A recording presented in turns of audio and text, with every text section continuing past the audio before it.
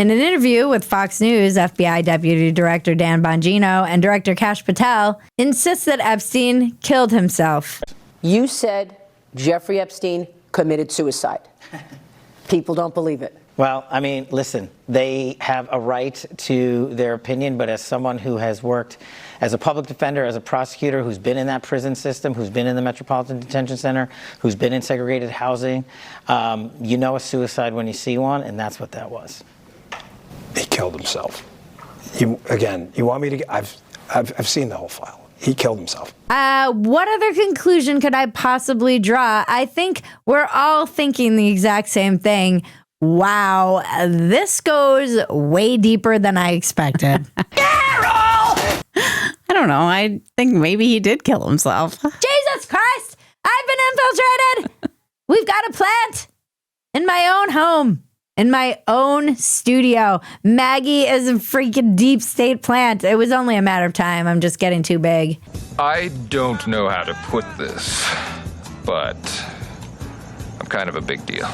We all know that when somebody gets huge like me, they're just surrounded by CIA operatives and plants. Lex Friedman. Just kidding. No, in this interview, which is wild, Bongino said he killed himself. I've seen the whole file. He killed himself. Okay, then show us the file.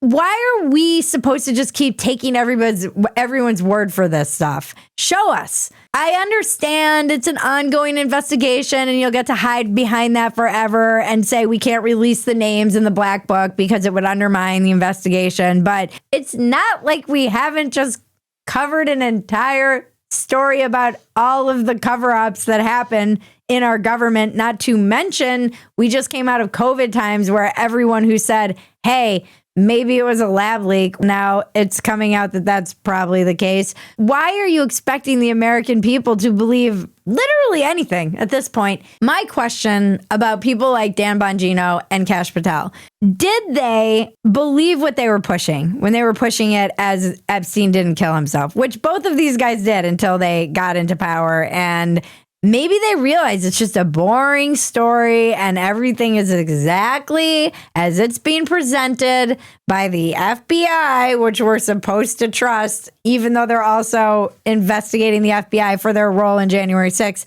But pay no attention to these conflicting narratives. Pay no attention to the fact that the FBI has never been some gold standard that we're supposed to believe.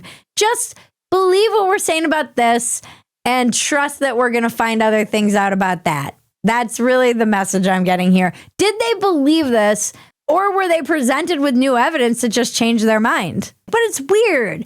Didn't you see the 60 Minutes with the guy that with the brother got to go do an autopsy on Epstein, and they were saying that it was the whole thing is weird. And I could maybe chalk one of the things up to just incompetence, like James Comey's daughter, who happened to be in charge of this investigation. She somehow erased the video. And the CCTV was down. Maybe I could just attribute one of those things to incompetence, but also both the guards fell asleep at the same time. And even this doctor says that it was strange. It looks not like they described it at all, but we're just supposed to take everyone's word for it. I don't feel like it's wrong for Americans to be questioning this stuff. And it is quite funny that two of the biggest conspiracy theorists in the right-wing media are now like, nope, it's just as boring as you thought it was. Why would they lie to us? It's not like our leaders lie to us and cover things up. Also, Kash Patel always looks like he just got off a roller coaster. And true, maybe they didn't kill him. Maybe they just allowed him to kill himself. I'm sure there's a reasonable explanation for this. But you also have to admit that when this guy has been connected to some of the biggest, like CIA, Mossad, he has all these connections to all these famous people, the Clintons, even Trump, we're supposed to just accept the narrative that these people are not lying to us. They also had to admit that with the Trump assassination attempts, there's no there. There's no bigger thing. And there's no basis to some of their own theories that they pushed and exploited. So either these guys are guilty of turning all of their audience into conspiracy theorists just to make a buck, or they're guilty of being conspiracy theorists themselves and realizing that none of that was true. They get in and they see the files. They're like, nothing to see here. Or there's the other conspiracy, which I see a lot in the comments. No, it's not the Jews. I know that's what some of you are going to say. It's that the only reason these guys would lie is to lie on behalf of Trump.